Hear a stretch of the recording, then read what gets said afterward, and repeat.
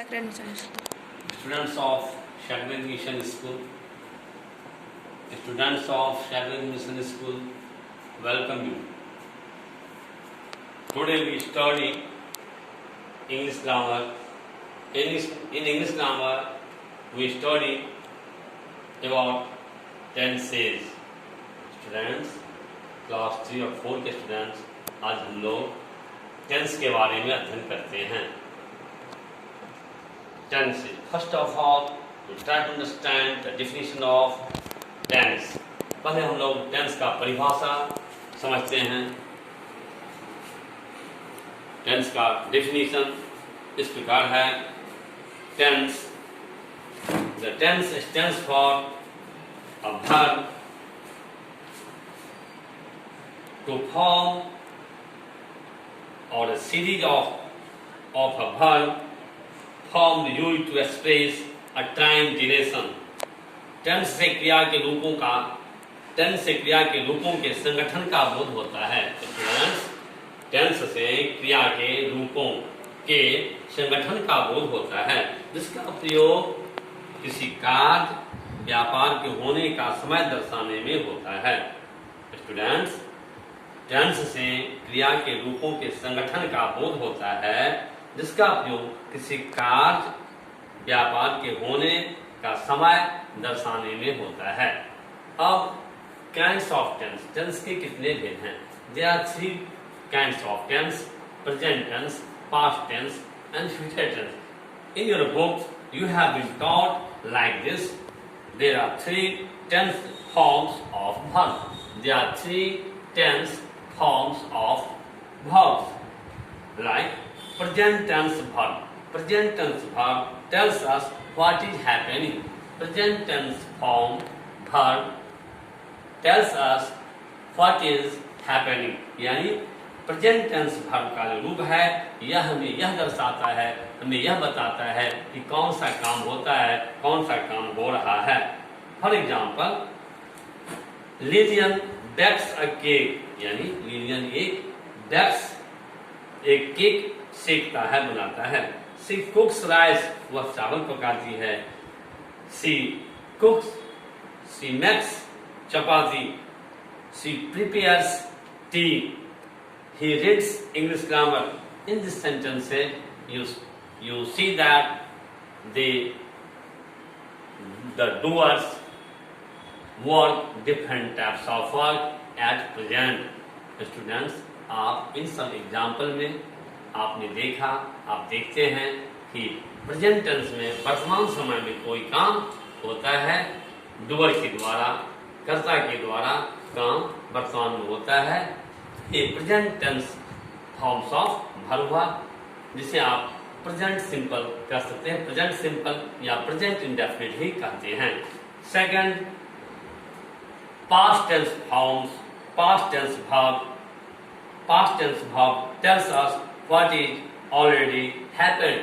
Past tense verb यह दर्शाता है कि अतीत में, भूतकाल में कौन सा काम कैसे हुआ. This could be any time from 5 seconds ago to 1000 years ago. यानी कुछ पहले, 5 मिनट पहले, 5 घंटे पहले, 100 वर्ष पहले, 1000 वर्ष पहले जो काम हुआ, वह पास्ट इंडेफिनिट में, पास्ट टेंस में हुआ. For example, Lillian baked a cake. Lillian ने एक केक बनाया, केक सेका. इन this sentence, baked, B-A-K-E-D, baked, बनाया, सेका, tells us that the action has happened in the past. यह काम पास्ट टेंस में हुआ, अतः यह past tense forms of verb हुआ, जिसे पास्ट इंडेफिनिट या पास्ट सिंपल टेंस भी कहते हैं. Now we study about future tense verbs. Future tense verbs are actions that will happen in the future. Student, future का अर्थ होता है भविष्य. भविष्य में होने वाले कार्य को फ्यूचर टेंस कहते हैं. जो काम भविष्य में होगा वह उसे फ्यूचर टेंस कहते हैं या future tense forms of verb कहते हैं. For example, Lillian will bake a cake tomorrow. कल लिलियन एक केक बनाएगा। In this sentence will be tells us that the action will happen in the future. We see students, we use shall or will in future tense. Future tense show करने के लिए हम shall और will का उपयोग करते हैं। Now there are some, for example, sentence using shall or will. I shall teach you English grammar. You will remember your lesson. I shall write some question answers on the blackboard.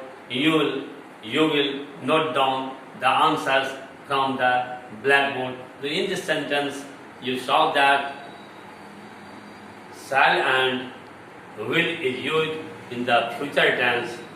Students, इस प्रकार से आपने देखा कि shall का प्रयोग और will का प्रयोग future tense forms of verb के साथ किया जाता है। अब कुछ फिल इन द ब्लैंक्स है, जैसे द नेम ऑफ और ब्लैंक स्पेस है the name of the teacher. तो आपका टीचर कौन, टीचर क्या पढ़ाता है, किस सब्जेक्ट को पढ़ाता है। तो जैसे मैंने आपको दिया इसमें कि the name of my teacher is Ashok Kumar Mishra. He teaches us English. He shows maps and globes in the class. He sometimes teaches you Sanskrit. He sometimes teaches you GK and history, civics. In the past tense में sentence है Yesterday he taught civics. कल उन्होंने हम लोगों को civics पढ़ाया। He drew a map on the blackboard. उन्होंने He described the location of India. उन्होंने भारत की चौहद्दी के बारे में बताया। These all sentences are of in past tense. Now he will teach us Hindi. Tomorrow he will teach us history. कल भी हम लोगों को हिस्ट्री पढ़ाएंगे। He will tell us stories about the Ramayan. वे हमें रामायण की कहानी बताएंगे। He will also tell us about the hard duty of Lakshman. वे लक्ष्मण के कठिन कर्तव्य के बारे में भी बताएंगे। Present continuous tense students, present continuous tense को प्रेजेंट प्रोग्रेसिव टेंस भी कहते हैं। स्टूडेंट्स, प्रेजेंट कंटिन्यूअस टेंस को प्रेजेंट प्रोग्रेसिव टेंस भी कहते हैं। जैसे हिंदी के वाक्य में रहा हूँ, रहा है, रहे हैं, रही है लगा रहता है, वह प्रेजेंट प्रोग्रेसिव टेंस होता है। इसे प्रेजेंट कंटिन्यूअस टेंस भी कहते हैं या प्रेजेंट प्रोग्रेसिव टेंस। जैसे मैं आप लोगों को इंग्लिश पढ़ा रहा हूँ। I am teaching you English. You are reading English grammar. You are writing English sentences. You are playing, singing a song. ये सब फ्यूचर टेंस, ये प्रेजेंट कंटिन्यूअस यानी प्रेजेंट प्रोग्रेसिव टेंस हैं। अब आप प्रेजेंट प्रोग्रेसिव टेंस के बारे में पढ़ लिए। अब पास्ट प्रोग्रेसिव टेंस यानी past continuous tense, past continuous tense को पास्ट प्रोग्रेसिव टेंस भी कहते हैं। रहा था, रही थी, रहे थे, रहा था लगा रहता है हिंदी सेंटेंस के अंत में, तो हम समझते हैं कि यह जो हिंदी का सेंटेंस है वह पास्ट प्रोग्रेसिव है यानी कि पास्ट कंटिन्यूअस है। और स्टूडेंट, आप कैसे समझेंगे इंग्लिश के सेंटेंस, जो दिया हुआ इंग्लिश का सेंटेंस पास्ट कंटिन्यूअस है। तो स्टूडेंट्स, पास्ट कंटिन्यूअस सेंटेंस समझने के लिए आप देखेंगे कि subject plus verb in the fourth form. Verb in the fourth form करने का अर्थ होता है कि वर्ब में आईएनजी यानी subject plus verb plus verb में आईएनजी, जिसे present participle form of the verb भी कहते हैं।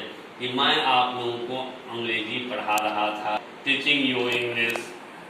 कल आप लोग क्रिकेट खेल रहे थे, you were playing cricket yesterday. The teacher was teaching you history. The teacher was practicing you PT यानी physical training in the field. You were drawing some pictures.